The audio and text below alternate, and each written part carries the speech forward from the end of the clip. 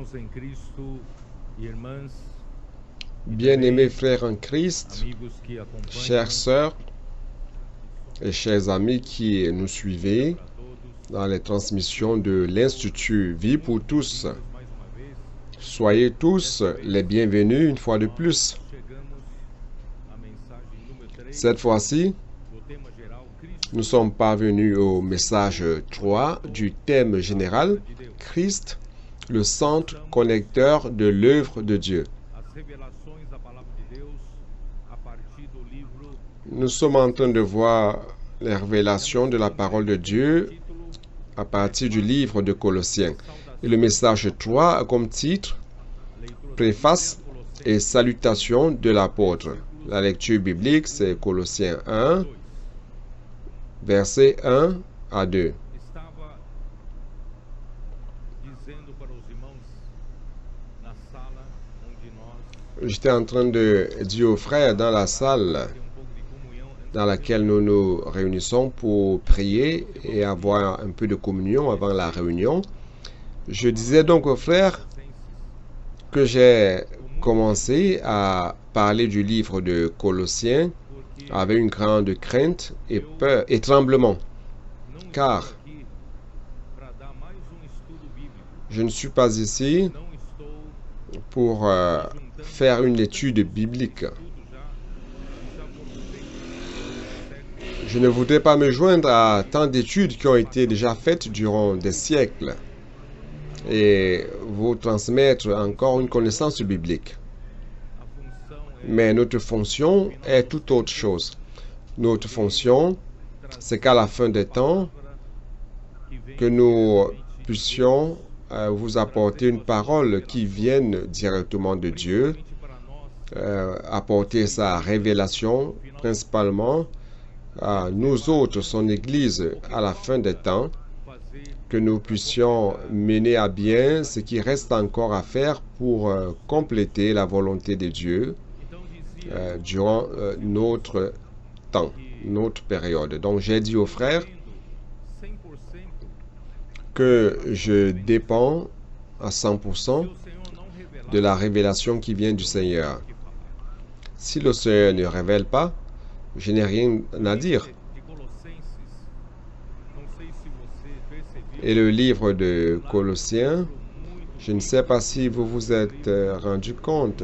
D'un côté, c'est un livre très riche, mas un livre qui est très élevé, mais de l'autre côté aussi, c'est un livre qui est très difficile para nós de praticarmos, partager, principalement trazer de pratiquer cette parole, ao nível c'est-à-dire dia a dia essa palavra. ramener à notre quotidien cette parole. Colossenses é uma palavra que Car la parole révélée dans le livre de Colossiens, c'est une parole qui donne la prééminence à Christ comme point principal. comparado Car Christ, à l'époque de Colossiens, avait été comparé à d'autres choses, et principalement aux anges.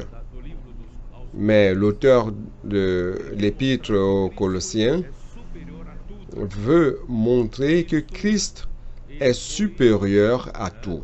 O conector de toda a obra de Deus, Christ também da a été le connecteur de toute l'œuvre de Dieu prioridade de Cristo et aussi de la création au Créateur. comparável com La qualquer supériorité de Christ Cristo est incomparable à toute autre chose.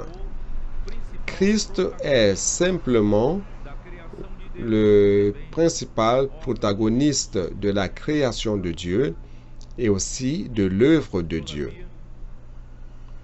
Se eu falar nesse Toutefois, aspecto, já terminei de falar.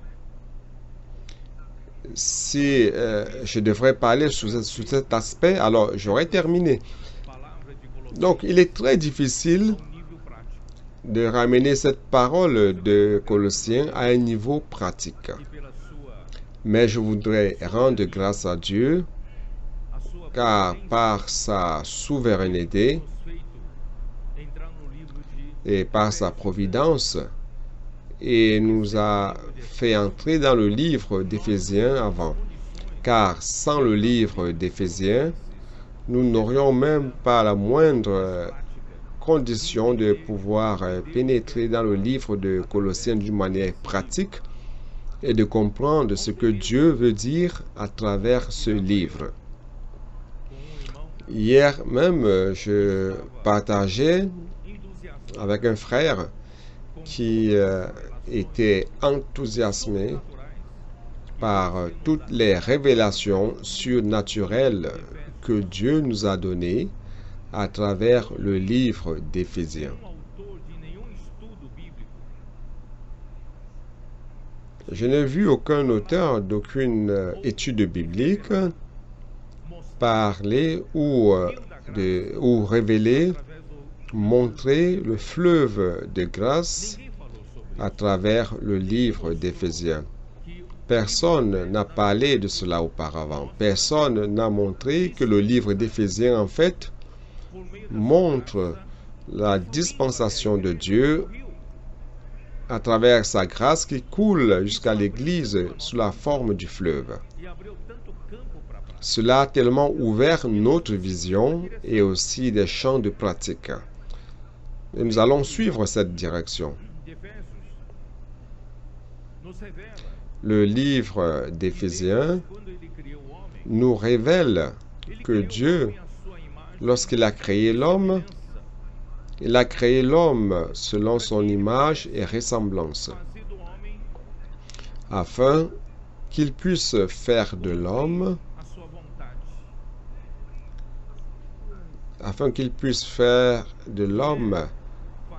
l'accomplissement de sa volonté, c'est-à-dire faire de cet homme, après avoir mangé de l'arbre de la connaissance, après avoir mangé de l'arbre de la vie, il aurait fait élever cet homme à un niveau supérieur de la création pour accomplir la volonté de Dieu. Cependant, lorsqu'il a créé l'homme à son image et ressemblance, Dieu a dit, très bien, lorsque l'homme a été créé, en d'autres termes, au niveau de la création, l'homme était connecté à Dieu. L'homme était connecté à la réalité même de cet univers. Il n'existe pas une deuxième vérité dans cet univers. Dieu est la vérité même dans cet univers. Sans Dieu, il n'y a point de réalité. Sans Dieu, il n'y a point de vérité. Donc, l'homme, au niveau de la création, lorsqu'il a été créé, il était connecté à Dieu, qui est la vérité et la réalité même dans cet univers. Alors, frère, l'homme était bien servi, n'est-ce pas? Il était bien servi. Tout ce dont l'homme avait besoin, Dieu, comme la vérité elle-même, la réalité de toutes choses, pouvait subvenir à ses besoins. Je disais aux frères, parlant d'une illustration de la physique, vous, jeunes, je vois beaucoup de jeunes ici, vous avez cette matière qu'on appelle la physique à l'école. Je ne sais pas si vous avez déjà étudié les vases communicants. Il y a quelqu'un qui sait de quoi je parle? Personne n'a étudié?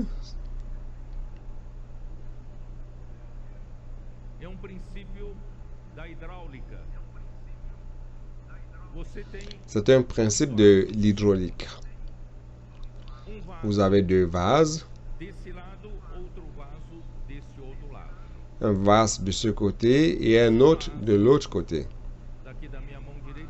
Ce vase de ma main droite est vide. Et celui-ci, à ma gauche, est plein.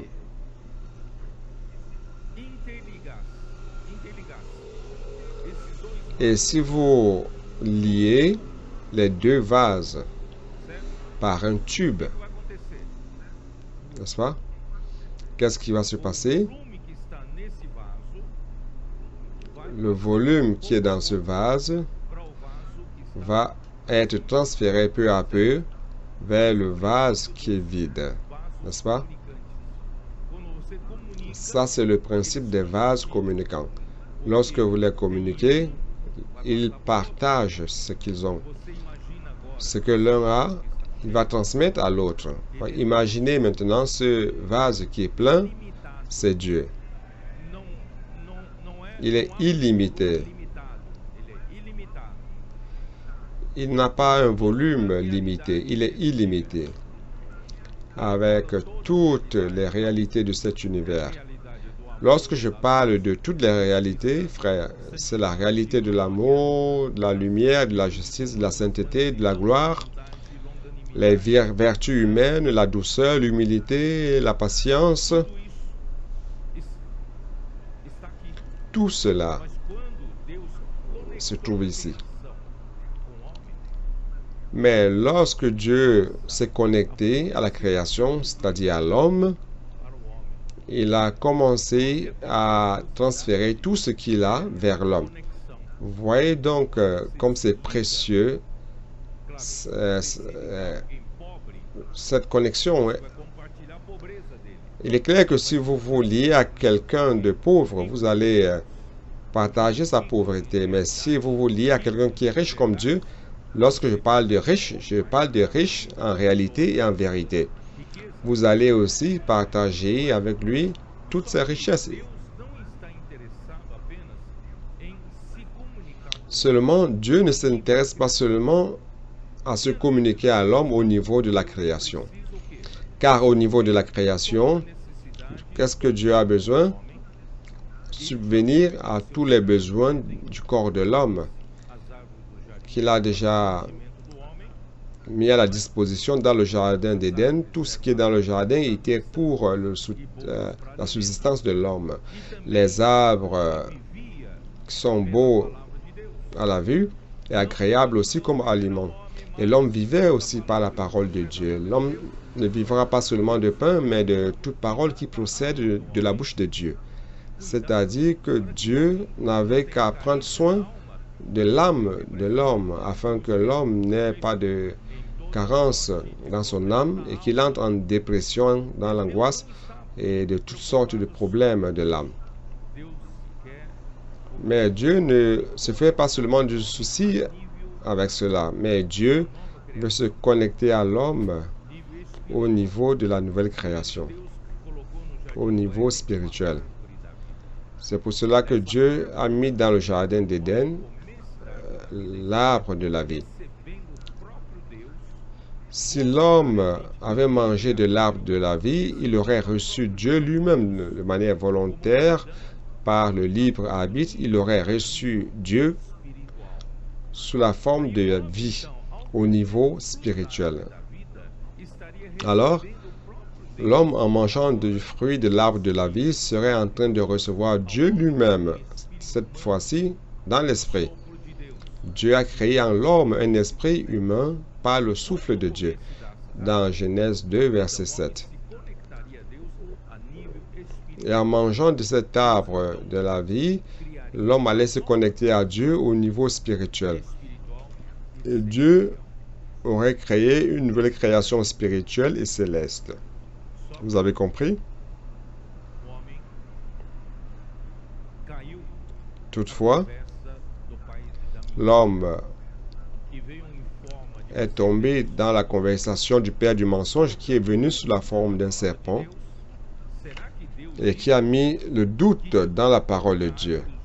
Est-ce que Dieu a réellement dit cela, que vous pouvez manger de tous les arbres du jardin?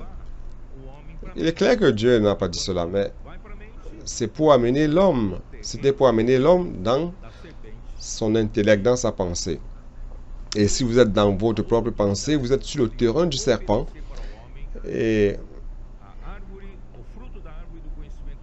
il a offert à l'homme le fruit de l'arbre de la connaissance du bien et du mal qui ferait du bien à l'homme car lui donnerait la capacité de juger sans Dieu de ce qui est correct ou non. Et l'homme allait être déconnecté de Dieu et c'est ce que le diable voulait. Et l'homme a accepté cette offrande et il a mangé de l'arbre de la connaissance du bien et du mal. Par la transgression de la parole de Dieu, il y a eu la déconnexion. La déconnexion, frère, s'est passée avant que le péché ne fasse son entrée. La déconnexion, c'est-à-dire la transgression, il y a eu déconnexion et le péché a pu entrer. Lorsqu'il y a eu déconnexion, le péché est entré et la mort aussi est entrée dans l'homme.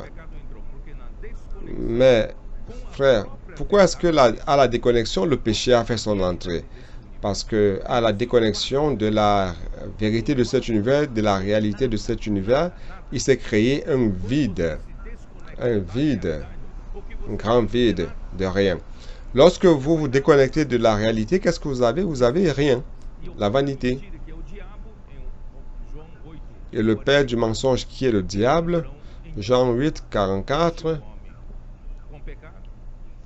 il a donc rempli l'homme du péché, de la mort et de toutes sortes d'impuretés, d'injustices.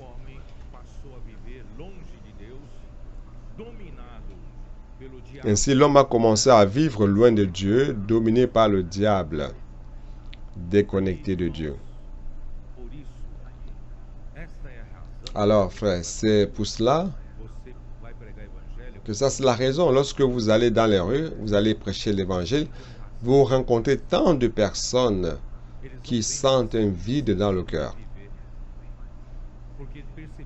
Ils ne trouvent plus un sens à leur vie, car ces personnes se sont rendues compte que la vie humaine est composée de fardeaux, de souffrances, courir après le vent, vanité des vanités. Et l'homme ne sait comment remplir ce vide qui se trouve en lui. Ça, c'est la vie humaine. Et l'homme doit être reconnecté à Dieu. Mais le chemin de l'arbre de la vie dans le jardin a été fermé.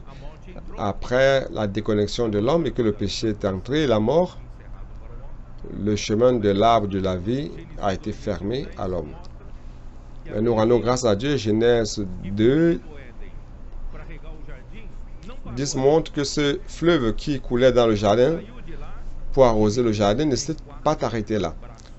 C'est sorti de là et s'est divisé en 4 bras. Et ces 4 bras du fleuve servent à donner une nouvelle opportunité à l'homme pour se reconnecter à Dieu. Comment cela s'est passé? Christ est venu. Il a vécu ici comme homme. Il est mort à la croix pour notre rédemption et à sa résurrection, il est devenu l'Esprit qui donne la vie. Et à partir de là, tout homme qui croit en lui naîtrait de l'Esprit. C'est dans Jean 3. Celui qui est né de l'Esprit est Esprit. Il aurait une nouvelle naissance dans l'Esprit. Et son esprit vivrait de nouveau. Il naîtrait comme fils de Dieu. Et en croyant au Seigneur, l'esprit entrerait en lui comme une source qui va couler jusque dans la vie éternelle. Et comme fleuve d'eau vive coulant de l'intérieur de lui et faisant de lui un canal pour couler aussi vers d'autres personnes. Donc ce fleuve de la grâce se trouvait dans le livre d'Éphésiens. Chapitre 1, verset 3, béni le Dieu et Père de notre Seigneur Jésus-Christ, qui nous a bénis de toutes sortes de bénédictions spirituelles dans les lieux célestes. Frères, c'est ce fleuve qui coule. Dieu de nouveau s'offre à l'homme par la grâce. C'est quoi la grâce, frère? La grâce, c'est que l'homme n'a besoin de payer aucun prix. Il suffit de croire.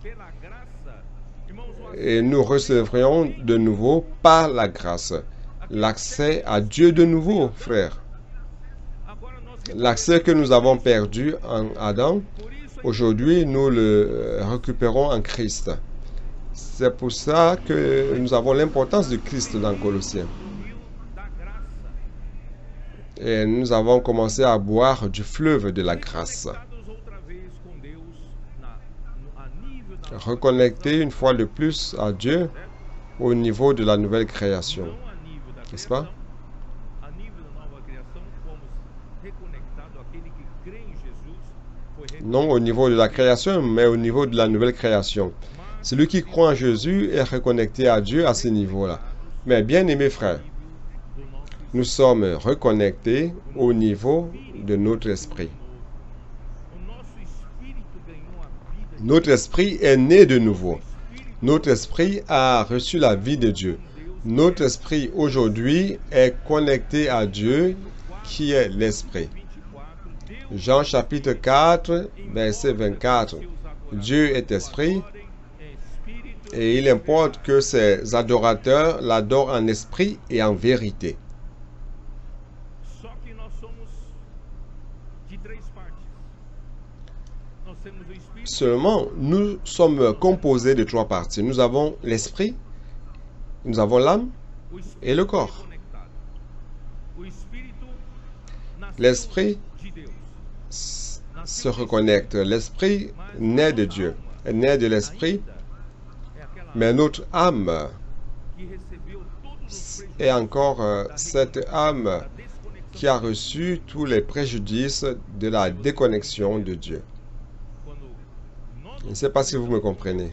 o espírito amorteceu, Lorsque nous nous reconnectons à Dieu, lorsque nous nous sommes déconnectés de Dieu, l'esprit s'est mortifié et l'âme s'est remplie de toutes sortes de colère, de discorde, de fala mais. jalousie, de prostitution.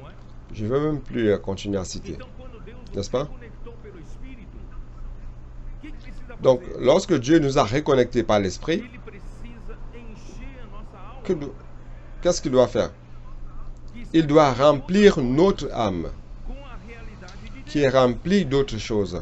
Esse trabalho Remplir notre âme de la réalité de Dieu. é revelado C'est le travail que Dieu est en train de faire. e é por aí que nós Et c'est révélé par le livre d'Éphésiens. Vocês estão percebendo? Et c'est à partir de là que nous allons entrer dans le livre des Colossiens. Vous vous en rendez compte? Et là, ça devient pratique.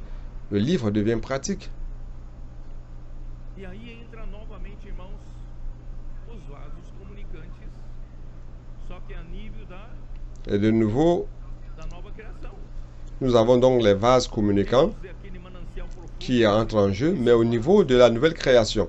Dieu qui est ce lac profond, ce vase que agora é reconectado avec toutes les richesses infinies, espírito, est reconnecté maintenant à moi au niveau de l'esprit. Mais mon âme est remplie de choses contaminées. Qu'est-ce que Dieu doit faire? encher de Dieu va se communiquer graça pour remplir de nouveau através par le fleuve de grâce pour travailler do Espírito, é o canal mon para âme entrar. à travers l'esprit. Por isso que em Efésios fala L'esprit, c'est le canal par lequel corações, il peut travailler dans mon esprit. C'est pour cela qu'Éphésiens dit, Christ habite dans votre cœur. vamos lá, vai. Vocês são dogmas? C'est cela, n'est-ce pas? Estão Allons voir. acreditando no que eu falo, vamos lá. É? Ó, Senhor Vous croyez seulement en ce que j'ai dit. Allons-y, allons voir. Oh Seigneur Jésus. Capítulo 3. Versículo 17. Chapitre E 3, assim, habite Cristo no verset vosso 17. coração pela fé, En sorte que Christ habite dans vos cœurs par la foi, afin qu'étant enraciné et fondé dans l'amour, o Espírito já está comunicado com Deus. Mas a alma l'esprit communique déjà avec Dieu. Mais l'âme, vous devez aussi l'inviter à entrer dans votre âme.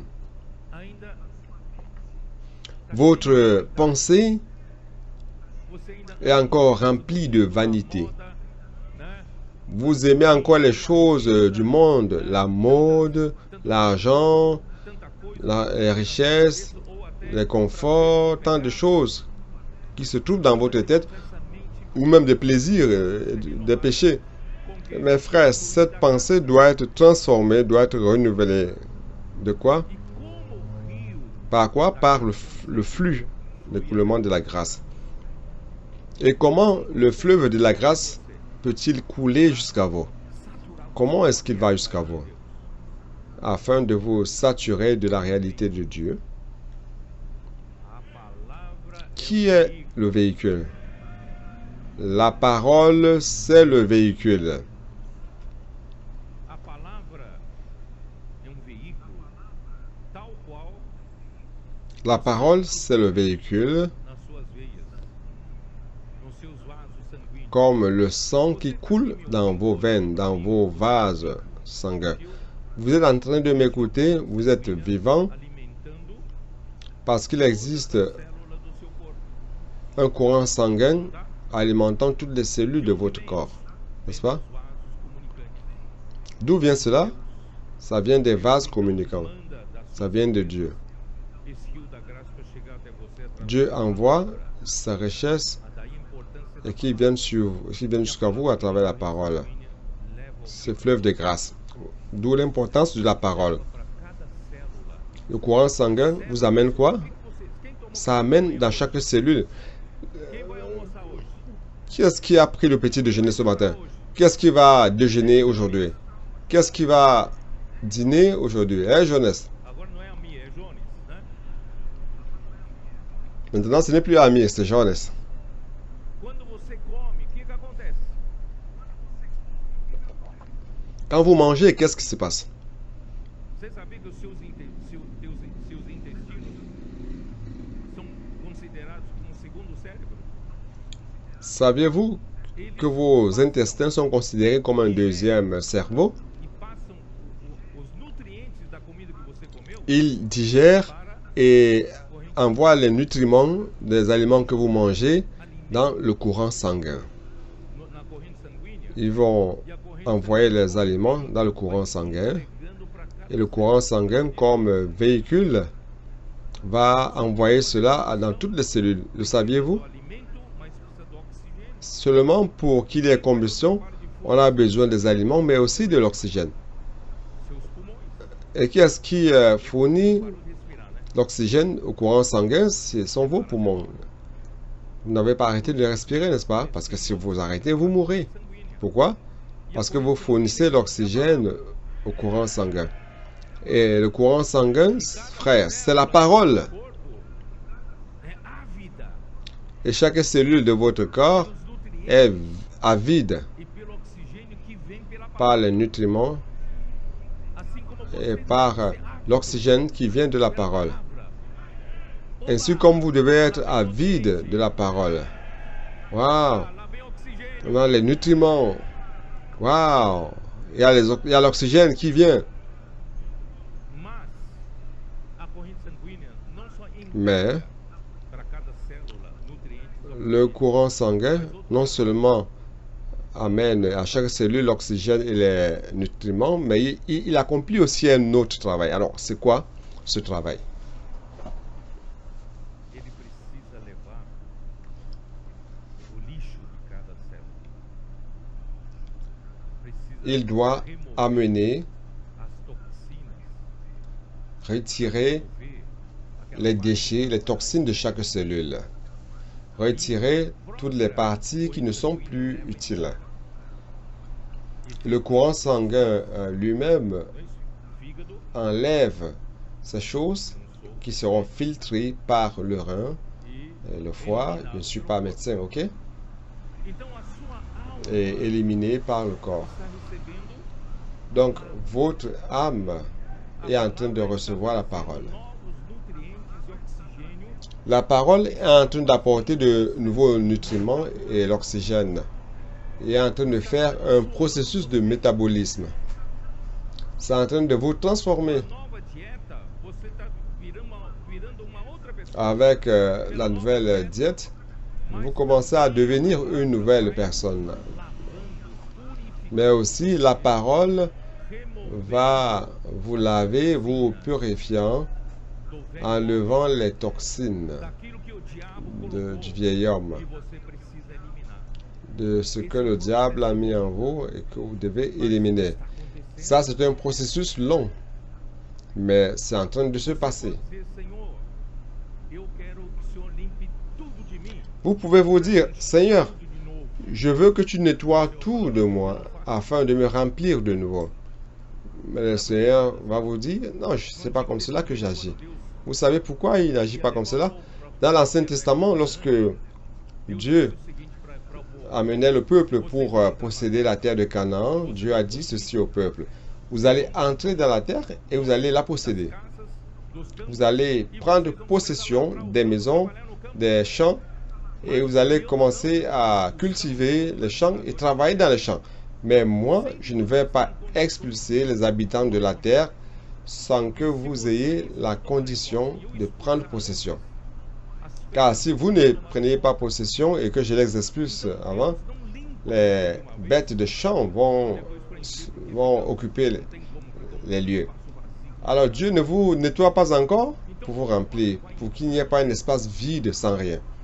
Donc, plus la grâce va entrer, l'alimentation par le fleuve de grâce va entrer, la réalité va entrer en vous et ça va expulser toute vanité, enlevant toutes les choses négatives. Et c'est ce qui est en train de se passer avec vous. C'est pour cela que Dieu doit nous remplir de nouveau de toutes les réalités de Dieu. Nous sommes en train de lire Éphésiens 3, verset 9, qui dit ceci. Et vous, 19, et connaître l'amour de Christ qui surpasse toute connaissance, en sorte que vous soyez remplis jusqu'à toute la plénitude de Dieu. Et à la fin de ce processus de métabolisme, Dieu va nous remplir, nous lavant. Et Éphésiens, vous vous rappelez, Jésus a aimé l'Église, elle a aimé et s'est donné lui-même à elle pour la sanctifier. Alors, comment la sanctifier? L'ayant purifié par le lavage de l'eau de la parole. Donc, ce travail, le travail que ce fleuve est en train de faire, que ce sang est en train de faire, enlevant toutes les impuretés, n'est-ce pas?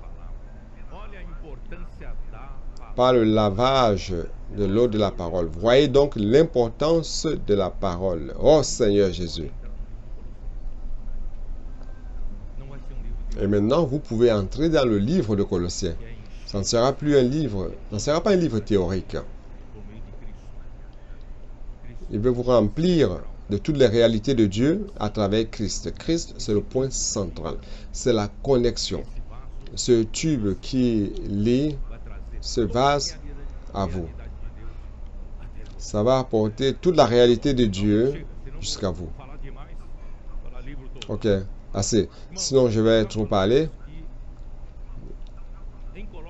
Donc, frères, nous avons déjà dit que à Colosse, il y avait un tableau de fond de ce mélange de culture, ce mélange de religion avec la philosophie grecque.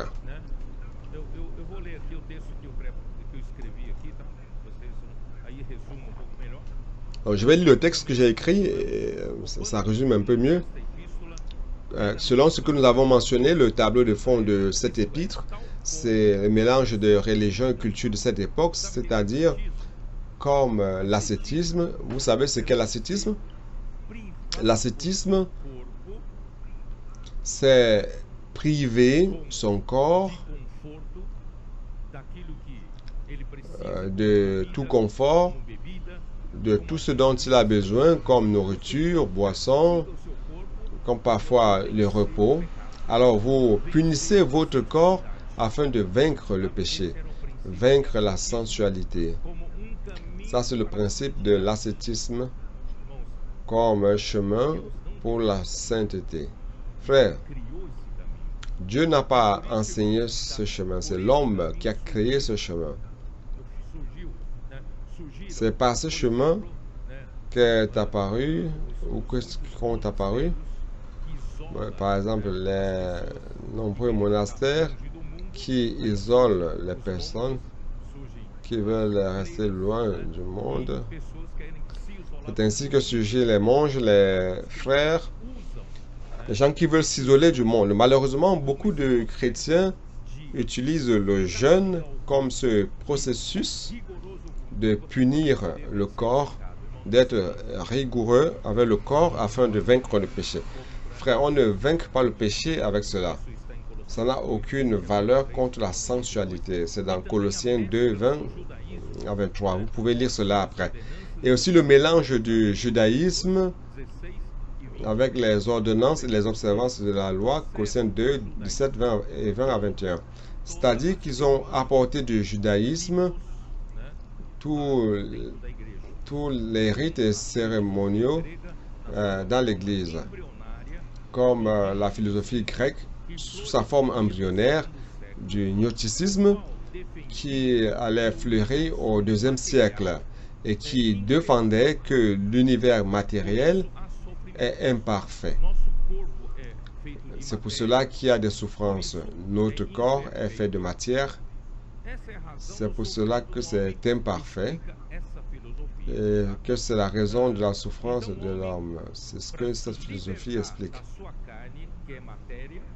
Donc, pour que l'homme se délivre de sa chair qui est matérielle, ça doit se passer à travers du gnose. C'est quoi le gnose? C'est la connaissance intuitive sur l'esprit, pour comprendre l'esprit et la nature de la réalité. Et il n'en est rien. Donc, ce n'est pas une connaissance rationnelle. Donc, peu de personnes atteignent ce niveau de spiritualité, entre guillemets, et dont il s'enorgueillent d'avoir des connaissances secrètes et mystérieuses. Colossiens 2, 18, 20 à 23. Et ils disent qu'il y a beaucoup d'émanations qui procèdent de Dieu. Des émanations spirituelles comme les rayons du soleil, et qui étaient considérées comme des entités spirituelles, telles que les anges, qui doivent être vénérés ou adorés. Colossiens 2, versets 8 et 18. Il y a d'autres motifs pour d'autres groupes d'adorer les anges. C'est un peu comme s'ils disaient, nous sommes plus humbles, nous pensons que nous ne méritons pas d'avoir une connexion directe à Dieu. Alors, nous préférons avoir un médiateur, un intermédiaire, qui sont les anges. Nous allons donc traiter avec les anges pour qu'ils puissent intercéder en notre faveur devant Dieu. Ça, c'est aussi une autre forme d'apparition d'adoration aux anges.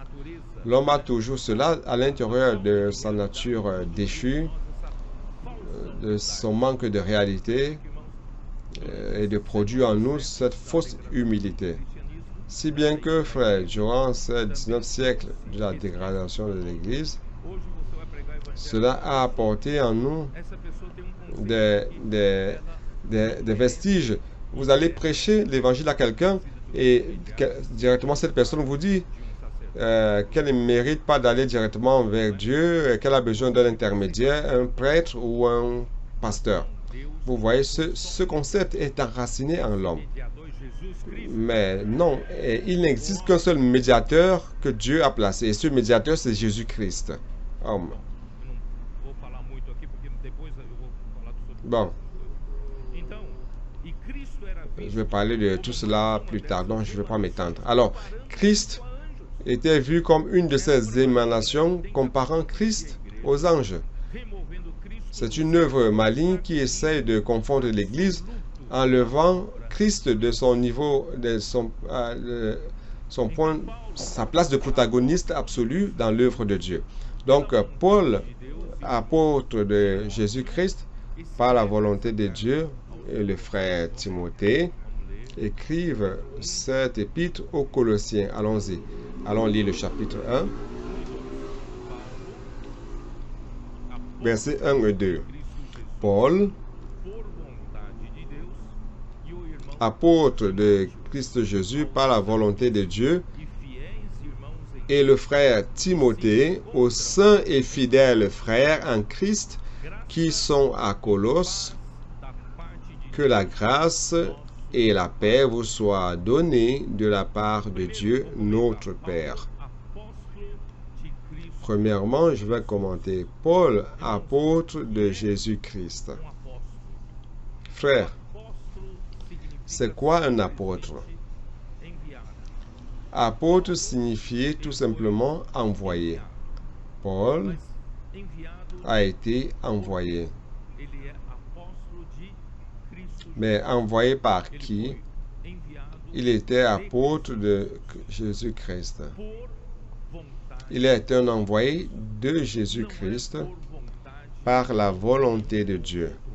Ce n'est pas par la volonté d'aucun autre homme, frère. Ce n'est pas par sa propre volonté, mais c'est par la volonté de Dieu. Donc, un apôtre doit être envoyé. S'il n'est pas envoyé, il n'est pas apôtre. Et deuxièmement, il n'envoie pas, il n'est pas envoyé par quelqu'un ou par lui-même, mais il est envoyé par Jésus-Christ. Par la volonté de Dieu, c'est Dieu, dans sa volonté, qui envoie. Donc Paul, c'est l'auteur de l'épître. Il a écrit cette épître durant sa première période d'emprisonnement à Rome. C'était la période durant laquelle il pouvait louer une maison. Il lui a été permis de louer une maison. Il était donc en prison domiciliaire avec des soldats autour de lui et des menottes, des chaînes.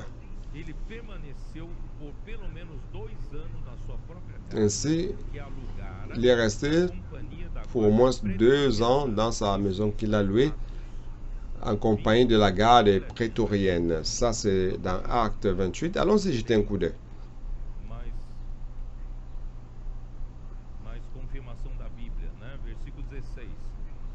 Afin que vous ayez plus la confirmation de la Bible. Donc, verset 26. Une fois à Rome, il lui a été permis d'être en prison domiciliaire. Bon, voilà. Avec les gardes qui l'accompagnaient. Donc, je ne vais pas continuer à lire, mais c'est pour dire qu'il avait la liberté de prêcher. Paul était prisonnier, n'avait pas la liberté de sortir, mais grâce à Dieu, la parole n'était pas emprisonnée. La parole sortait principalement, frère. Ces épîtres qu'il a écrites durant ce premier emprisonnement à Rome sont des épîtres précieuses. Éphésiens, Colossiens, Philippiens, Philémon. Si vous ajoutez le livre de Galates, ce sont les livres principaux de la Bible, considérés comme le cœur de la Bible.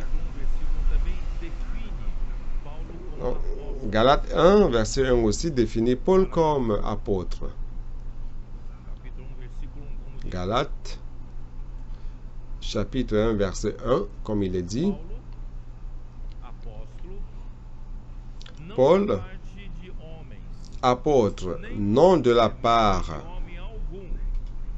ni par un homme, non de la part des hommes, ni par un homme, mais par Jésus-Christ et Dieu le Père, qui l'a ressuscité des morts.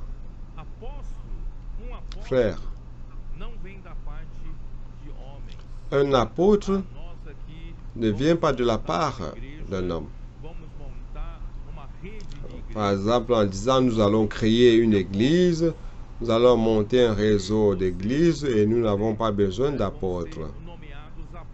Alors, toi, vous serez nommé apôtre pour prendre soin de nos églises. Frère, c'est pas comme cela qu'un apôtre est désigné. Car un apôtre, c'est pas de la part d'un homme, ni par un homme.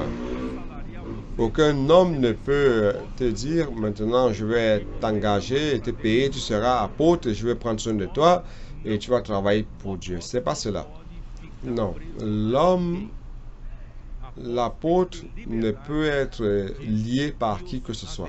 L'apôtre doit avoir la liberté de suivre Dieu, la volonté de Dieu, n'est-ce pas? Et la direction de la parole de Dieu.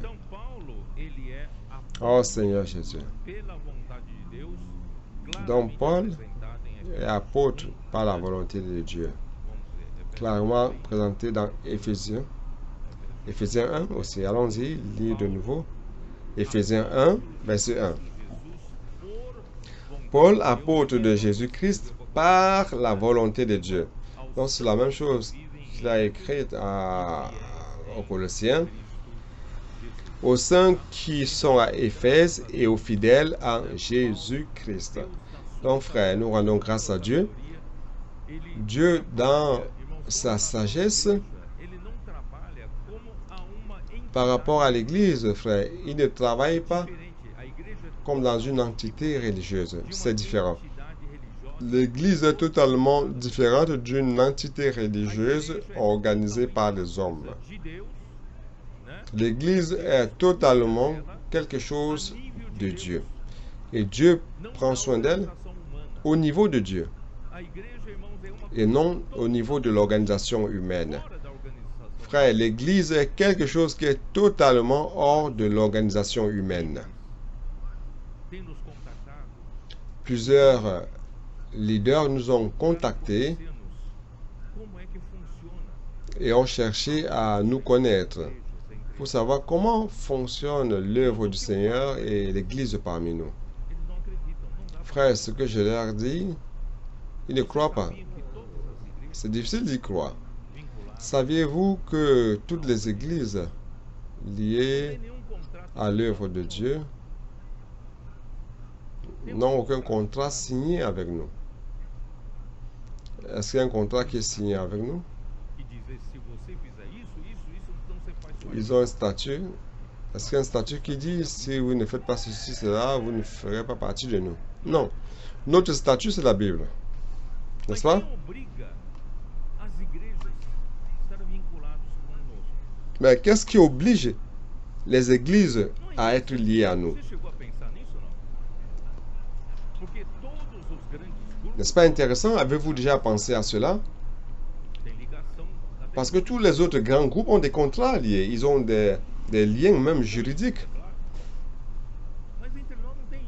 Politique, il est clair. Mais parmi nous, cela n'existe pas. Notre lien est organique. Notre lien, c'est par Dieu lui-même, c'est par l'Esprit. Si bien que si vous déclarez l'indépendance, vous dites que vous ne voulez plus suivre, vous avez toute votre liberté. Mais vous allez tout simplement perdre la bénédiction. Comme certains sont en train d'essayer de faire. Frère, nous n'avons besoin d'aucun document pour forcer qui que ce soit. Grâce à Dieu, l'Église, c'est une chose qui vient de Dieu. C'est une chose spirituelle. Ó Senhor Jesus, Deus assim estabeleceu em Efésios. Oh Seigneur Jésus, Dieu a ainsi établi dans Éphésiens 3. Paulo fala assim, versículo 1. Por esta causa, eu, Paul dit au verset 1, à cause de cela, moi, Paul, le prisonnier de Christ pour vous païens. Maintenant, vous comprenez que Paul a écrit cela en prison, lorsqu'il était en prison romaine. Paul, le prisonnier, seulement ici, il ne dit pas que je suis prisonnier de Rome, mais il dit le prisonnier de Christ. Rome peut me prendre mon prisonnier, mais en fait, je suis prisonnier de Jésus-Christ, par amour pour vous, païens. Si du moins vous avez appris quelle est la dispensation de la grâce de Dieu qui m'a été donnée par vous. Cette dispensation, frère, cette parole, c'est oikonomie.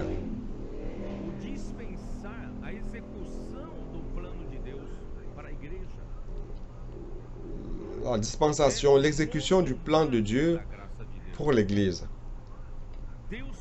C'est un peu comme la dispensation par le mordom du plan de Dieu. Dieu a une grande réserve, un stock qu'il veut distribuer à son Église comme grâce, comme le fleuve dans le livre d'Éphésiens. Et Dieu a besoin d'un dispensateur qui prend soin des dépenses selon les besoins de la maison et prend la richesse et distribue au peuple de Dieu. Il était ce majordome qui faisait ce travail. Donc, bien aimés frères, l'apôtre Paul était l'apôtre de la part de Jésus-Christ. Il a été envoyé de Jésus-Christ par la volonté de Dieu. Pourquoi? Pour être celui-là qui dispense les richesses de Dieu. Mais pour dispenser, premièrement, il doit être envoyé. Et en deuxième lieu, il doit recevoir la révélation de Dieu. Si Dieu ne lui révèle pas, c'est parce que dans la dispensation de Dieu, nous ne sommes pas dans une étude biblique, nous ne sommes pas dans les doctrines, nous ne sommes pas dans les connaissances théoriques, dans la dispensation de Dieu. C'est Dieu lui-même. Et comme réalité, il veut que l'apôtre dispense à l'Église. Donc, l'apôtre n'a pas son propre contenu. Il a besoin de dispenser ce que Dieu lui donne. Si Dieu ne lui donne rien, il n'a rien à dispenser. Il doit dispenser ce qui vient de la part de Dieu. Alors pour cela, Dieu doit lui donner la révélation.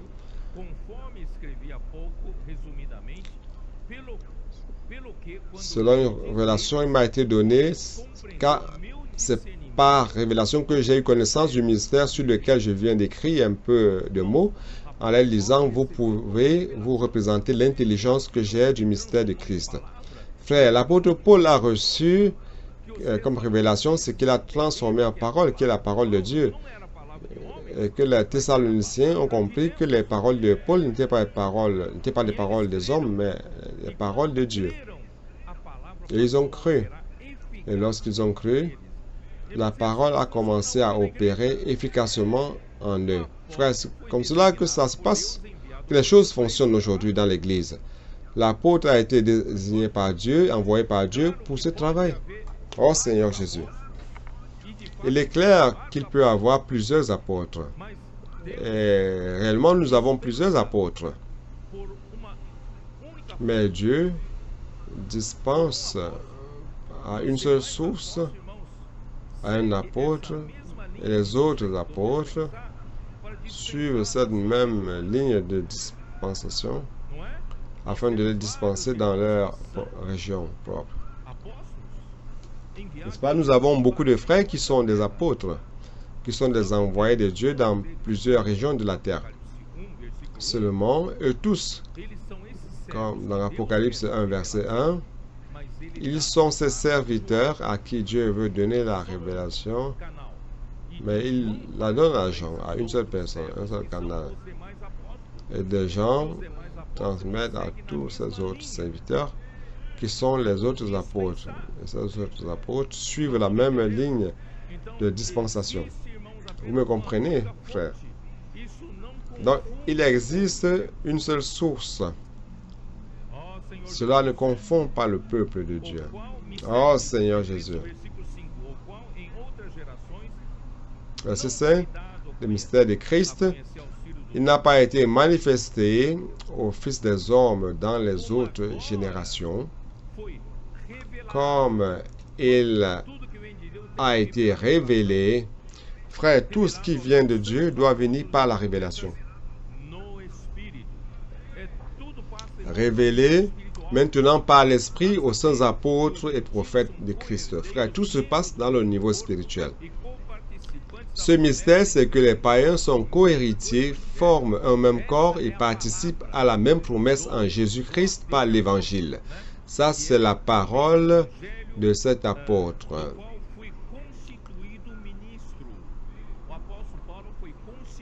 Il dit, par l'Évangile dont j'ai été fait ministre. L'apôtre Paul a été constitué ministre de Dieu selon le don de la grâce de Dieu qui m'a été accordé par l'efficacité de sa puissance. Ici, on a un autre point important. S'il est un véritable apôtre, si elle est la source de la parole prophétique, alors frère, sa parole doit avoir la force qui opère, la force opérante de sa puissance.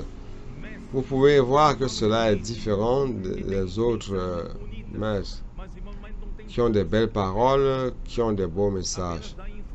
Mes frères qui n'ont pas de force au Père. Ils ne font que transmettre des informations, de belles informations, des informations que les gens qui ont des démangeaisons d'oreilles veulent écouter. Comme les faux prophètes au temps d'Ézéchiel qui parlaient au peuple d'Israël, disant, vous pouvez vivre comme vous le voulez. Dieu, Jérusalem ne va pas tomber entre les mains de l'ennemi, mais malheureusement, c'est tombé. Alors frère, lorsque la parole vient de Dieu, ça vient avec force. Et la parole opère l'œuvre de Dieu avec puissance. À moi qui suis le moindre de tous les saints, cette grâce a été accordée d'annoncer aux païens les richesses incompréhensibles de Christ. Je suis le dispensateur. J'ai l'obligation, la responsabilité de prendre la dispensation de Dieu. Vous avez ce vase. Je suis le vase communicant. Je communique à l'Église. Et vous transmettez tout ceci. Pourquoi? Vous transmettant les insondables richesses de Christ et les distribuant à l'Église. Oh Seigneur Jésus. Et de mettre en lumière quelle est la dispensation du mystère. Frère, ce mystère ne doit pas s'arrêter en théorie, ça doit être exécuté. Donc, dispensation du mystère caché de tout temps en Dieu qui a créé toutes choses, afin que les dominations et les autorités dans les lieux célestes connaissent aujourd'hui par l'Église la sagesse infiniment variée de Dieu, selon le dessein éternel qu'il a mis à exécution par Jésus-Christ notre Seigneur. Frère, tout ce qui se passe parmi nous, tout ce que Dieu est en train de dispenser, sa parole, sa révélation, est le résultat de cette dispensation, l'opération avec puissance que cela accomplit. Frère, c'est selon le plan éternel que Dieu a établi en Christ Jésus déjà dans l'éternité passée. Vous savez, c'est pour cela, frère, Éphésiens 1 montre que l'apôtre sépare la volonté de Dieu. Montrant Éphésiens 1. Et le résultat de la bénédiction du Père, de la bénédiction du Fils, de la bénédiction de l'Esprit Saint que nous avons vu dans Éphésiens chapitre 1, c'est quoi? C'est accomplir la volonté de Dieu, laquelle consiste à mettre tout sous l'autorité de Christ, car la création a été déconnectée. Dieu veut de nouveau mettre Christ en premier lieu, comme tête sur toute chose. Et on a un complément du livre de Colossiens. Dieu veut le mettre comme tête sur toute chose, mais comment Dieu va faire cela si au niveau de la création, il n'y a pas encore eu connexion? Alors Dieu doit d'abord l'accomplir au niveau de la nouvelle création. Il va remplir de la richesse de Christ à travers le flux de la grâce. Et la grâce, lorsqu'elle vient, frère, la grâce, c'est Dieu lui-même qui vient. Et lorsque Dieu lui-même vient jusqu'à l'Église, jusqu'à vous, frère, il vient avec la réalité. Il est la réalité. Il est la vérité. Dieu veut remplir tous les vides de votre âme.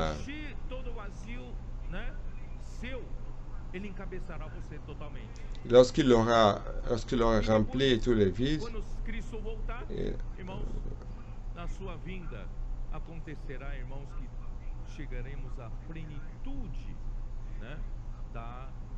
et lorsque Christ reviendra, il y aura les frères qui seraient arrivés à la plénitude de la filiation.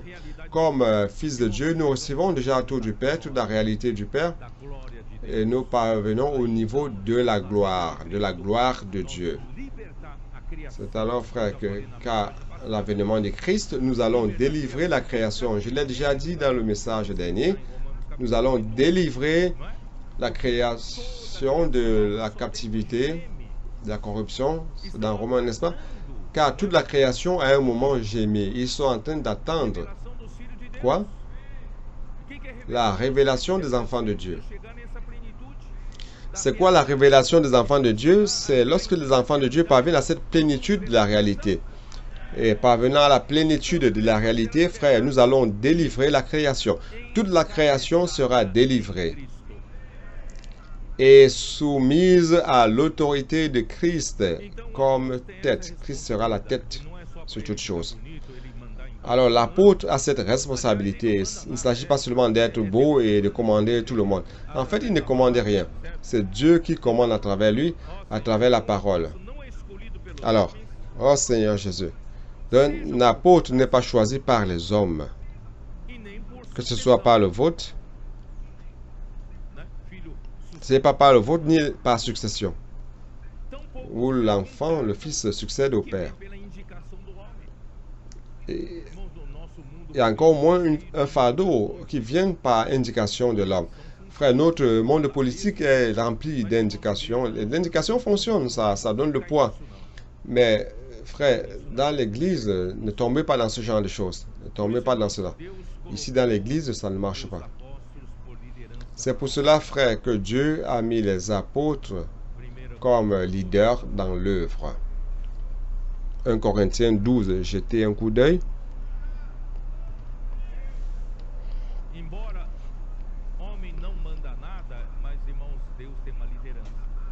Bien que l'homme ne commande pas, mais Dieu a un leadership sur terre. Dieu commande.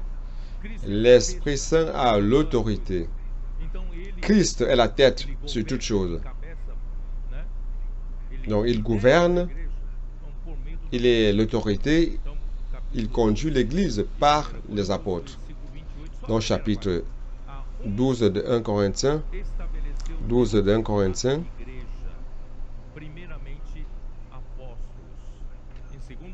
Dieu a établi dans l'Église, premièrement, ça c'est 28, les apôtres et secondement, les prophètes. Je veux m'arrêter d'abord là. Donc l'Église ici au verset 28, c'est le corps de Christ. Au verset 27 qui dit, vous êtes le corps de Christ et vous êtes ses membres chacun pour sa part. Le chapitre 1 d'Éphésiens dit que l'Église qui est le corps de Christ, la plénitude de celui qui remplit tout en tous. Et le livre de Colossiens chapitre 1 aussi parle du corps de Christ. Attendez que je vois.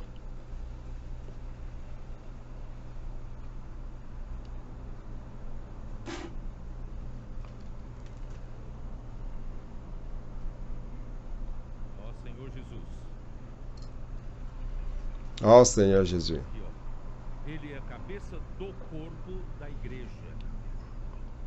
Il est la tête du corps de l'Église. Vous savez pourquoi j'ai voulu lire cela? Parce que certains sont en train d'enseigner d'une manière erronée, disant qu'il y a un livre qui est écrit par Watchman qui enseigne que les apôtres dans chaque ville engendre l'Église, établit les anciens comme Paul l'a fait dans son premier voyage et après ils s'en vont. Et le leadership revient aux anciens de cette ville et que l'apôtre ne peut plus interférer dans l'Église. Frère, si c'était comme cela, alors chaque Église aurait une direction, chaque Église aurait sa propre œuvre. Imaginez la confusion que cela provoquerait dans l'Église du Seigneur. C'est pour cela que Paul, dans ses épîtres, il est clair lorsqu'il parle de l'Église qui est le corps du Christ. Lorsqu'on parle de l'Église qui est le corps du Christ, il ne s'agit pas d'une Église locale, c'est l'Église dans son sens universel, c'est le corps du Christ. Frère, c'est pour cela, nous avons étudié le livre de Nombre, vous vous rappelez? Lorsque le peuple d'Israël était dans le désert, comment Dieu faisait marcher le peuple?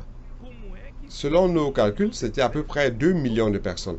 Alors, comment on marche dans le désert avec 2 millions de personnes?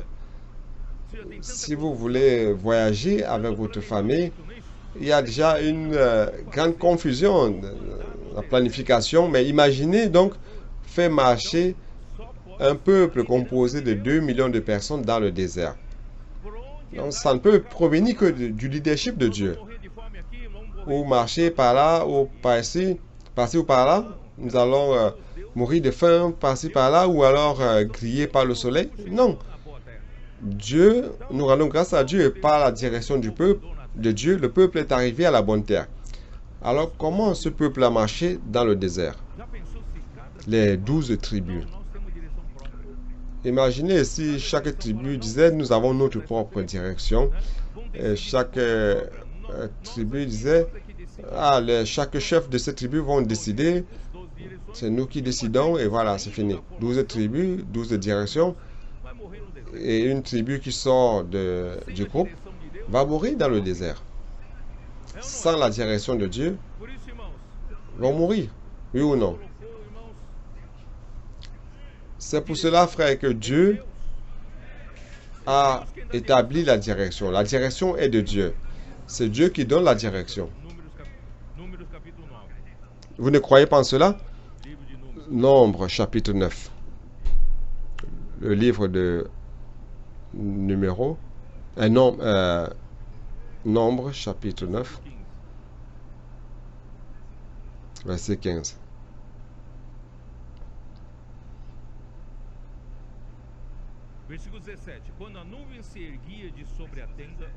Le verset 17 dit, quand la nuée se levait au-dessus de la tente, les enfants d'Israël partaient. Et les enfants d'Israël campaient dans les lieux où s'arrêtait la nuée, selon l'ordre de l'Éternel.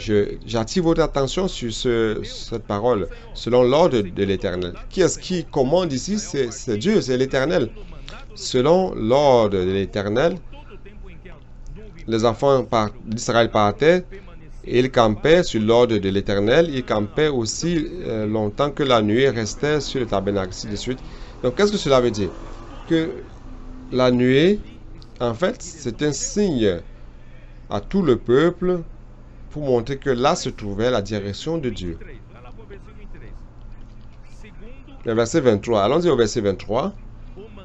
Ils campaient sur l'ordre de l'Éternel et ils partaient sur l'ordre de l'Éternel.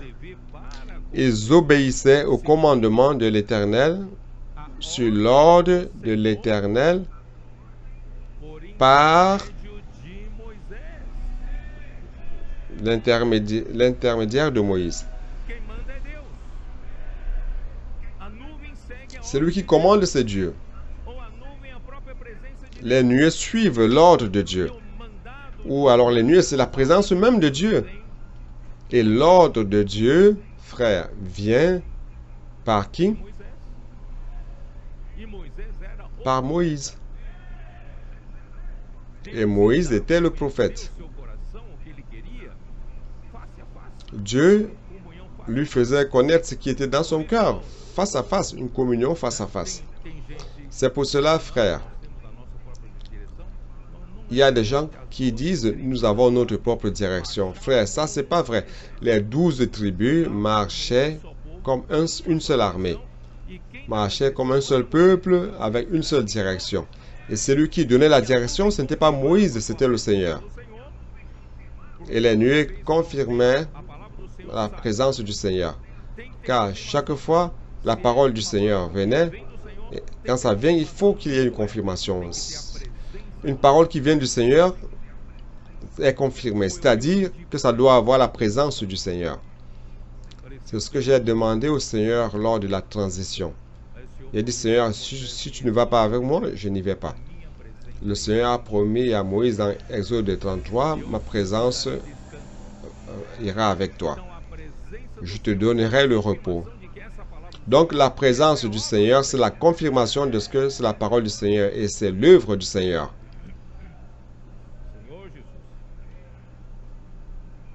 Seigneur Jésus.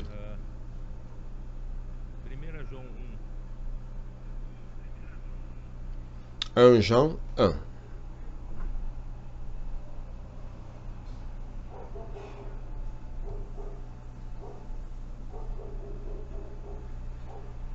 O que era desde o princípio, o que temos ouvido, o que temos visto com nossos próprios olhos. ce qui était dès le commencement, ce que nous avons entendu, ce que nous avons vu de nos yeux, ce que nous avons contemplé et de nos mains ont touché concernant la parole de vie.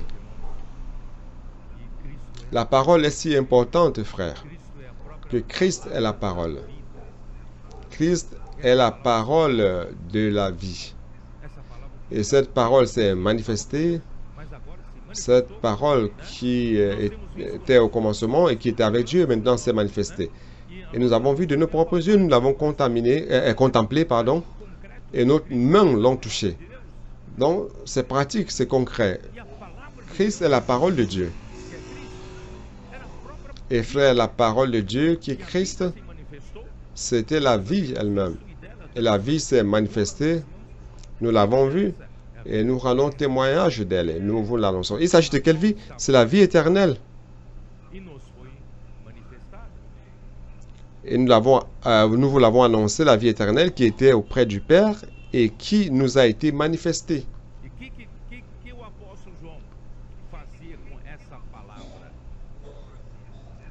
Et qu'est-ce que l'apôtre Jean faisait de cette parole? Cette parole de la vie, cette parole qui est la vie elle-même, la vie éternelle. Jésus est mort et ressuscité et il est devenu l'Esprit. Qu'est-ce qu'il fait maintenant? Qu'est-ce que Jean doit faire? Comment ramener Christ ici une fois de plus pour apporter la vie? Ce que nous avons vu et entendu, nous vous l'annonçons à vous aussi. Comment je peux amener ce Christ de nouveau à l'Église? En l'annonçant. La parole de l'apôtre apporte la parole de la vie éternelle, la vie, n'est-ce pas?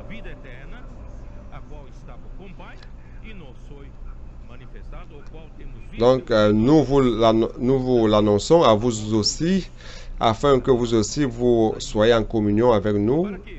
Or, notre communion est avec le Père et avec son Fils Jésus-Christ. Nous vous écrivons ces choses afin que votre joie soit parfaite. Comment maintenir la communion avec l'apôtre? Je ne sais pas de l'apôtre Jean. Comment maintenir la communion avec l'apôtre qui a annoncé la parole de la vie à l'Église? Comment maintenir? C'est à travers la parole. Comment vous maintenez la communion avec l'apôtre qui a enseigné cette parole? C'est en recevant avec simplicité la parole, l'obéissant et pratiquer cette parole. Et vivre dans l'immersion de cette parole, vous serez en train de maintenir la communion avec lui. Ce n'est pas que sa personne soit importante, mais c'est la parole, frère, la parole. Pourquoi? Parce que cette parole que vous maintenez comme communion avec l'apôtre, cela vous amène vers qui? Or, notre communion, c'est avec le Père et son Fils Jésus-Christ. C'est pour cela que j'ai dit que Christ est la communion, la connexion. Ce n'est pas la parole prophétique vient, l'Église reçoit et maintient la communion avec l'apôtre. Et cette communion avec l'apôtre, en fait, c'est la connexion avec Christ. Et Christ est la connexion avec le Père.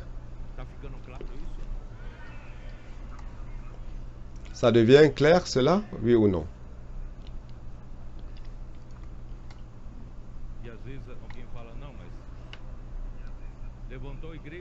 Et parfois, quelqu'un dit, on a engendré l'Église dans une ville, l'apôtre s'en va, il n'a plus aucune autorité ici. C'est pas vrai. 2 Corinthiens 10.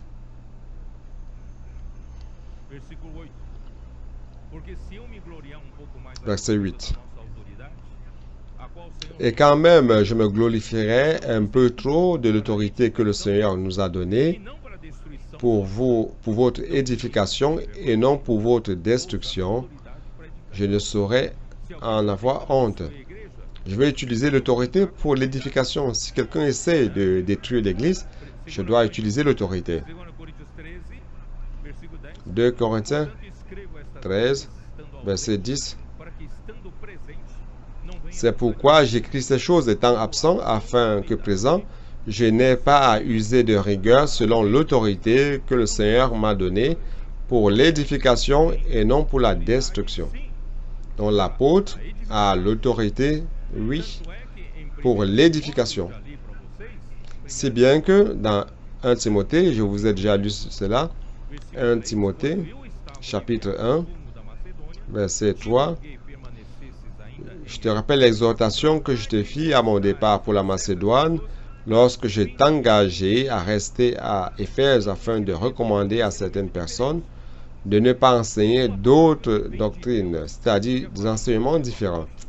Il y a une parole qui vient de Dieu qui est enseignée par l'apôtre. Ne permettez pas que les autres enseignent d'autres choses. Comment Paul a eu l'audace d'interférer dans l'église à Éphèse si cette manière de dire que l'apôtre n'a plus d'autorité sur l'église? Cela n'a pas de sens.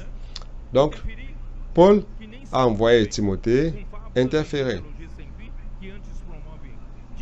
De ne pas s'attacher à des fables et des généalogies sans fin qui produisent des discussions plutôt qu'elles n'avancent l'œuvre de Dieu dans la foi. La parole de l'apôtre produisait l'œuvre de Dieu, produisait l'économie de Dieu dans la foi. Mais ces autres choses ne produisent que des discussions. Oh Seigneur Jésus. Cela est clair maintenant concernant l'apôtre. J'ai passé plus de temps que je ne devrais, mais je pense que cela valait la peine. Ne tombez pas dans ce genre de situation. Frère, il existe une direction dans les églises et cette direction, c'est à travers Dieu qui utilise l'homme. Car j'ai déjà été apostrophé disant, tu ne crois pas à l'autorité de l'Esprit Saint? J'ai dit, bien sûr que je crois. Mais l'Esprit Saint utilise l'homme. Dans Actes chapitre 13, qu'est-ce que l'Esprit Saint dit? Mettez maintenant de côté Paul et Barnabé pour l'œuvre à laquelle je les ai désignés. L'œuvre est de l'Esprit Saint. Il a désigné des hommes. Donc ne tombez pas dans ce genre de situation. Pour terminer, je vais conclure dans ce que Colossiens dit et au frère Timothée. Je vais parler un peu de Timothée. Puis-je? Parlons un peu de Timothée. Durant le deuxième voyage de Paul, dans Actes chapitre 16, jetez-y un coup d'œil, Actes chapitre 16, Actes chapitre 16, versets 1 à 3.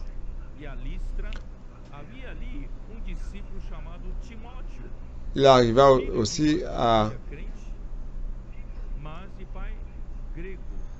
Derbe et à Lystre, fils d'une juive croyante et d'un père grec. Qu'est-ce que je veux extraire de ce passage? Timothée était dans la région de Derbe et de Lystre, n'est-ce pas? Dans la Galatie. Dans la région de Derbe et de Lystre. C'était le deuxième voyage de Paul passant par le même lieu. Et il lui a été présenté Timothée, qui était fils d'une juive croyante et d'un père grec. Donc si cette juive est croyante, c'est parce qu'elle avait déjà cru durant à un moment avant le deuxième voyage de Paul, n'est-ce pas? Elle avait déjà reçu l'évangile. Elle croyait déjà. Donc dans 2 Timothée 1, nous voyons un peu la bibliographie de Timothée. 2 Timothée, chapitre 1, verset 5. Gardant le souvenir de la foi sincère qui est en toi. Cette foi sincère, c'est la même qui habita d'abord dans ton aïeul Loïs et dans ta mère Eunice. Vous me comprenez? Donc Timothée était le fils de Eunice et petit-fils de Loïs. Et certainement, tant Loïs comme Eunice ont dû écouter l'évangile durant le premier voyage de Paul en Galatie. Lorsqu'il est passé par Derbe, lorsqu'il est passé par Lystre, n'est-ce pas? Dans Actes chapitre 14, jetez-y un coup d'œil, versets 6 et 7.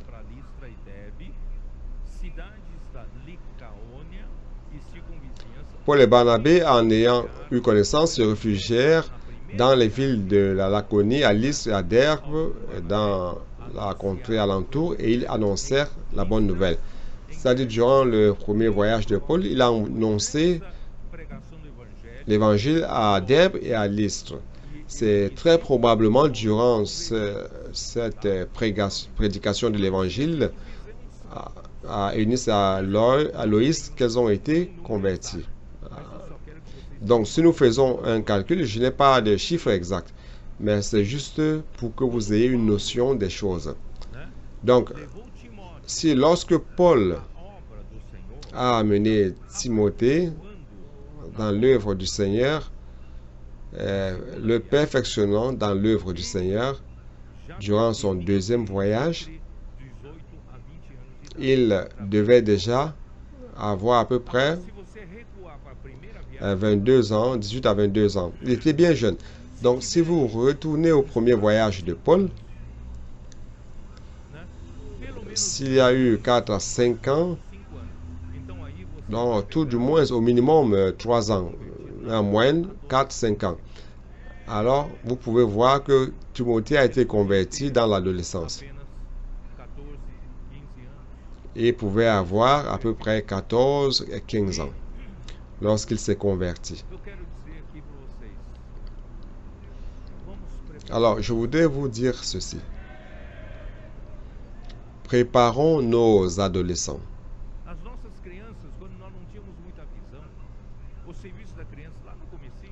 Nos enfants, lorsque nous n'avions pas trop de vision dans les services des enfants, il y a quelques années de cela, c'était juste pour maintenir les enfants, pour ne pas perturber nos réunions. Et lorsque les enfants sont devenus adolescents, c'était le même principe.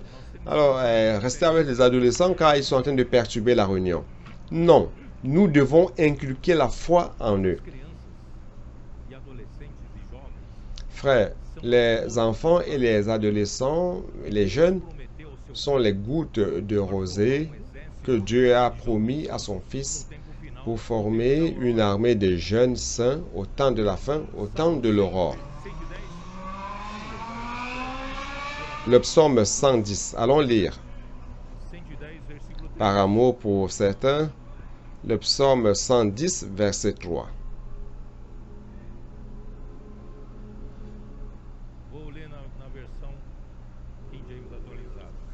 Je vais lire dans la version King James actualisée. Ce texte, je l'aime mieux dans cette version. On parvient à mieux comprendre. Donc, 110, verset 3 dans la version King James actualisée qui dit ceci. Ton peuple se présentera de manière généreuse au jour de la convocation. Qui est ce peuple? Ton peuple. C'est l'Église. Quel est le temps de la convocation? C'est à l'aurore. Nous rendons grâce à Dieu pour la parole prophétique. Nous avons reçu la lumière de ce que l'aurore est arrivée. Bien que ce ne soit pas encore de connaissance publique, de notoriété publique, car physiquement, le jour, on ne voit pas encore, mais par la parole prophétique, on voit que le jour se lève déjà, par la parole prophétique. Et l'Église a commencé à se présenter de manière volontaire. Et grâce à Dieu, frère, beaucoup d'églises aujourd'hui sont en train d'entrer pour lutter pour le royaume de Dieu.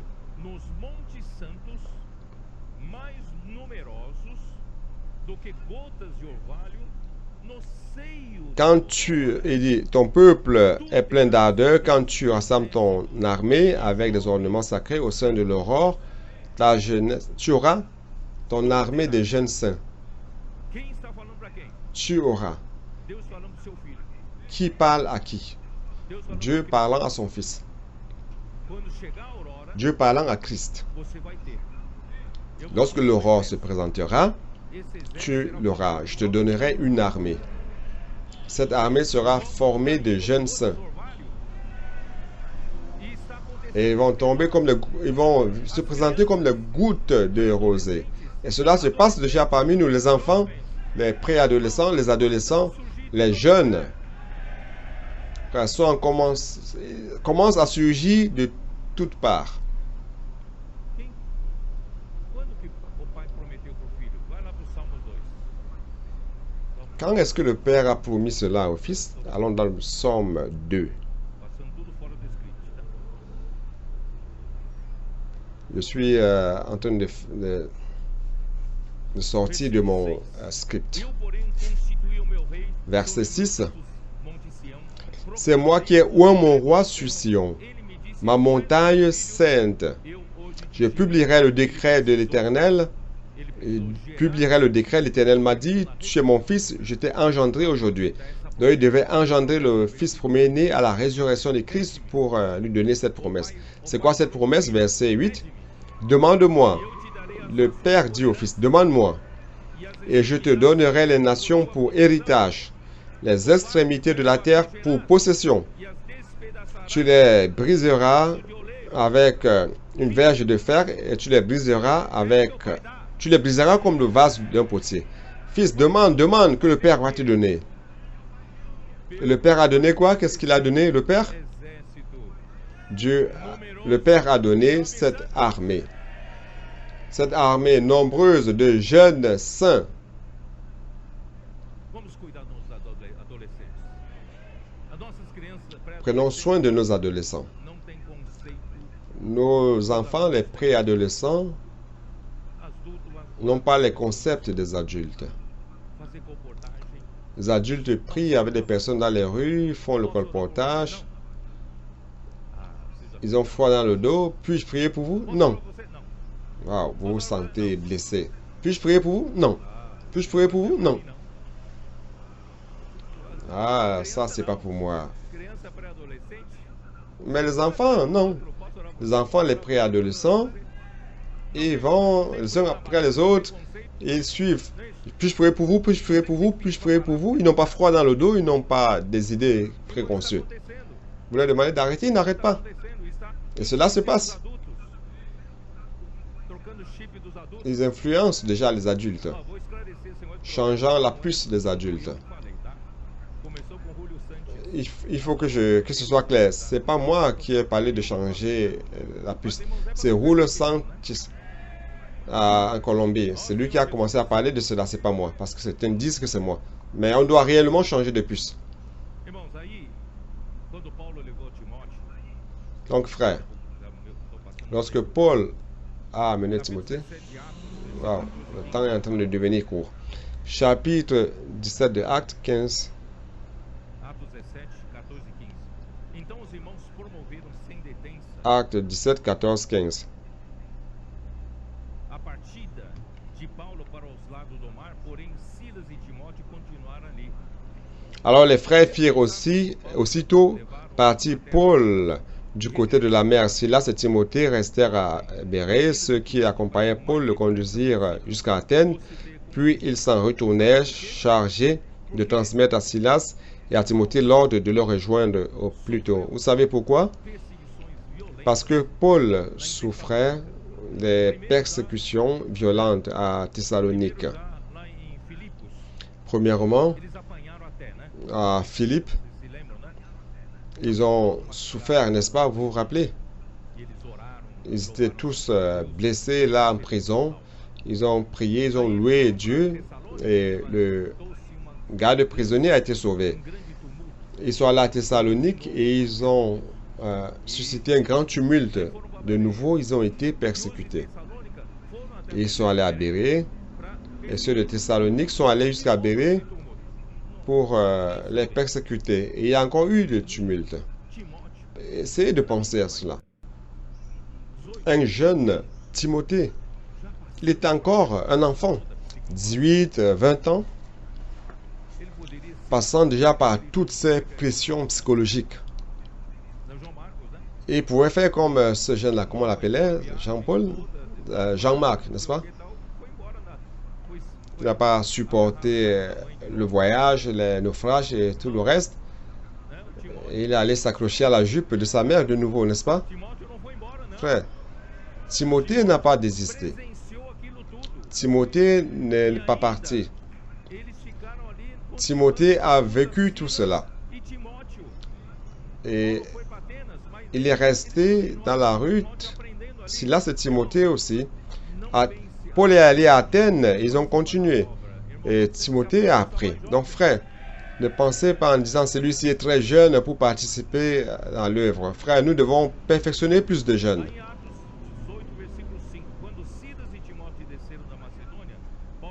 Dans Actes 18, verset 5, lorsque Silas et Timothée sont descendus de la Macédoine, Paul s'est remis totalement à la parole, témoignant aux Juifs que Christ est Jésus. Frère, je voudrais donner ce message, dire quelque chose à nos frères, les adolescents, préadolescents, les jeunes. Donc nous devons les soulever, les élever comme armés, ne les méprisez pas. Comme on a dit, nous devons travailler plus dans la zone est, ouest, nord de Sao Paulo, sud, le centre aussi. Frère, nous avons... Si nous cherchons, nous allons trouver beaucoup d'enfants, de préadolescents et d'adolescents. Vous croyez en cela, oui ou non? Allons chercher et on va trouver. Et nous avons des jeunes pour prendre soin d'eux. Les jeunes sont tous occupés, les jeunes sont tous timides, les jeunes sont tous bloqués. Et nous devons faire l'immersion. N'est-ce pas? Ces adolescents, ces préadolescents ont besoin des jeunes pour les encourager et les raviver. J'ai dit à Jurandi, n'est-ce pas? Jurandi. À Juliane aussi. Envoie les jeunes. S'ils ne peuvent pas venir prier avec nous là en bas, ou alors ils sont occupés, ils ne peuvent pas venir, donc amène-les au Pâques samedi matin. Fais un peu l'immersion avec eux et sortez un peu avec eux. Frère, sinon comment nous allons aider les adolescents et les préadolescents qui n'ont pas de concept et vous êtes remplis de concepts. Donc allons les aider. Oh Seigneur Jésus, ça va assez. Je vais juste dire cela. Dans bon entendeur, une seule parole suffit. Oh Seigneur Jésus.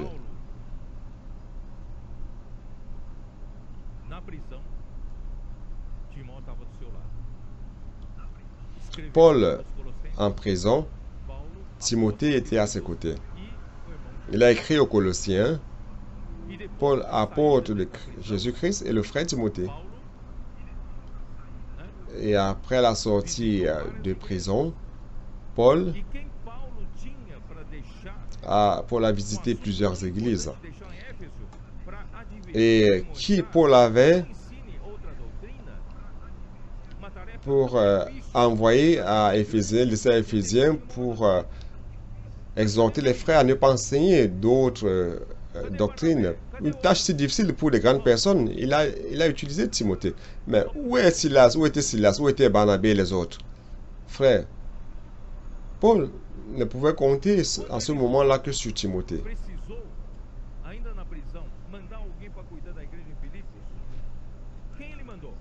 Lorsqu'il était en prison et qu'il devait envoyer quelqu'un prendre soin de l'église à Philippe, qui est-ce qu'il a envoyé? Philippiens. Jetez un coup d'œil. Philippiens.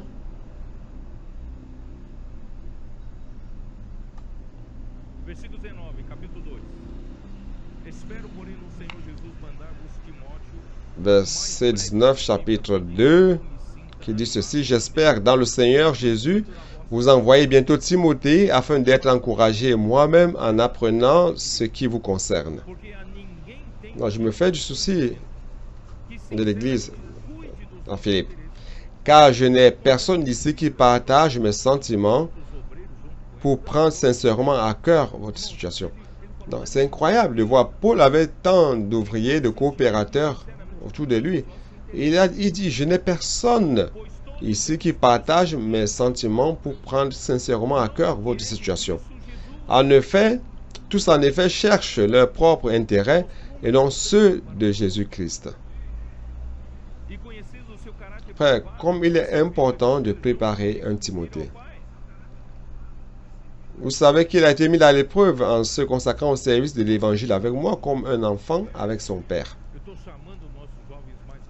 Allons préparer nos jeunes. J'appelle nos jeunes matures pour prendre ce leadership d'opérer les choses dans toute l'œuvre de Dieu. Ils pourraient former ce que j'appelle le noyau énergétique de l'œuvre de Dieu. C'est le noyau à partir de laquelle Dieu peut prendre de l'énergie pour opérer dans l'œuvre de Dieu. Où sont ces jeunes?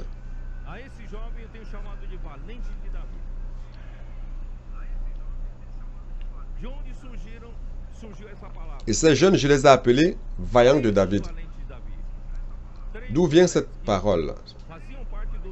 3 des vaillants de David, 3 des 10 qui faisaient partie de ceux qui étaient dans la caverne d'Adullam.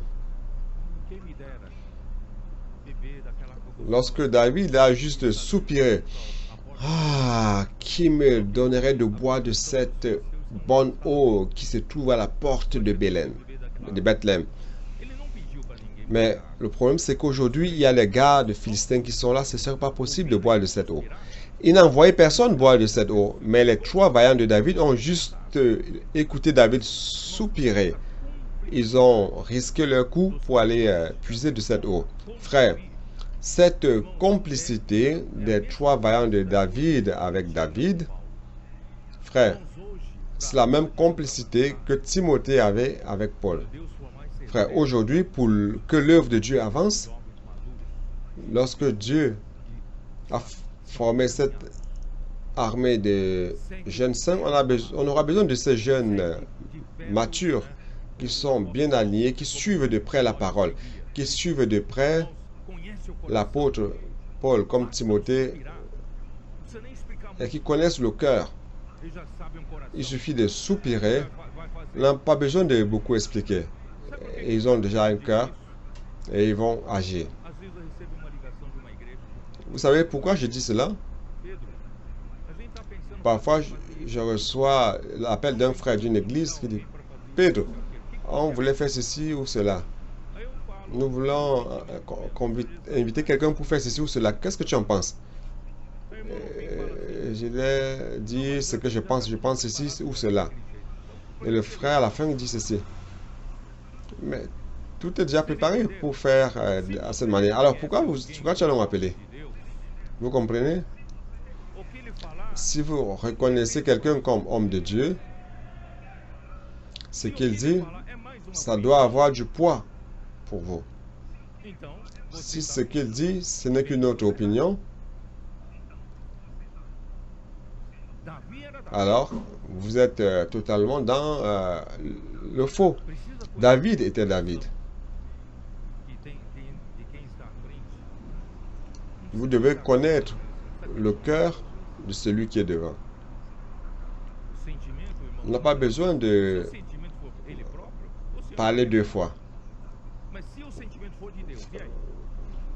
Si le sentiment c'est de lui-même, le Seigneur va révéler. Mais si le sentiment est de Dieu, alors vous l'aurez rejeté.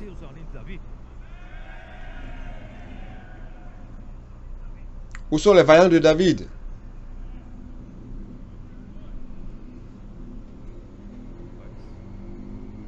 Seigneur Jésus. Bon, allons terminer rapidement. Colossiens 1. Je dois terminer. Verset 2. Aux saints et fidèles frères en Christ qui sont à Colosse. Frère, ici, cette expression, aux saints, se réfère aux personnes. Frère, ce n'est pas seulement utilisé comme un adjectif des frères saints. Non, ici, c'est aux saints et fidèles frères en Christ. qui sont à Colosse, ceux qui ont cru en Jésus dans la vérité de l'évangile. Voyez la fin du verset 5. Il dit, parle sur ceux qui ont écouté la parole de la vérité, la parole de l'évangile. Ceux-là sont saints, car ils ont été mis à part et sanctifiés par Dieu positionnellement. Vous comprenez? Lorsque vous avez cru au Seigneur Jésus, par la parole de la vérité de l'évangile, vous avez été mis dans cette position de reconnexion à Dieu à ce niveau. Lorsque vous avez été changé de position, vous êtes déjà devenu saint. Cela ne veut pas dire que votre âme a été sanctifiée, non. Mais vous avez déjà une position sainte. Vous avez déjà été reconnecté à Dieu, afin que Dieu puisse vous sanctifier. Vous avez compris la différence? Cette sanctification positionnelle a déjà eu lieu. Vous avez déjà changé de position, vous êtes reconnecté à Dieu. Et l'église à Colosse est composée de tous ceux qui ont cru et ont été régénérés par l'Esprit qui était dans la ville. Donc c'est pour cela que, selon la lumière de la Bible, dans chaque ville, il n'y a qu'une seule église.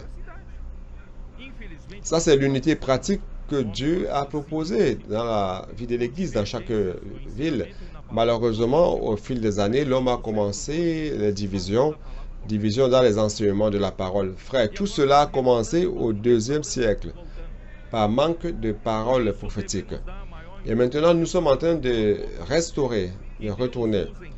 C'est pour cela que nous devons accorder la plus grande importance à la parole de l'apôtre que Dieu utilise à chaque époque pour continuer en unanimité et unité dans une seule direction, produisant une seule œuvre de Dieu, l'édification du corps unique de Christ. Frères, nous sommes plusieurs membres, mais nous n'avons qu'une seule œuvre du ministère. Éphésiens 4, 12. La seule œuvre du ministère de tous les membres ici, c'est l'édification du corps de Christ. Ce n'est pas seulement l'édification de mon église locale, mais c'est l'édification du corps du Christ. Il est clair que ça commence par l'édification de l'église locale, mais la vision, c'est le corps du Christ. Et grâce et paix à vous autres, de la part de Dieu notre Père. Frère, la paix, c'est le résultat de la grâce. Ce fleuve de grâce, lorsqu'elle nous alimente de toutes les richesses de Dieu, le résultat, c'est la paix. Vous viviez anxieux, dans l'angoisse, stressé, mais à partir du moment où vous avez commencé à recevoir la grâce, l'immersion dans la parole, prêchant l'évangile, priant pour les personnes dans les rues, n'avez-vous pas reçu la paix? Et la grâce, c'est Dieu devenant accessible à l'homme de nouveau à travers l'esprit comme fleuve, coulant vers les 4 directions pour atteindre l'homme et bénissant de toutes sortes de bénédictions dans les régions célestes en Christ. Je vais m'arrêter ici. Oh Seigneur Jésus, quelle merveille la révélation du Seigneur. Que le Seigneur bénisse son Église. Ne restons pas dans la sphère théorique. Allons jouir de la grâce. Le seul qui peut nous donner la grâce, le seul qui nous lie à Dieu, c'est Christ. Christ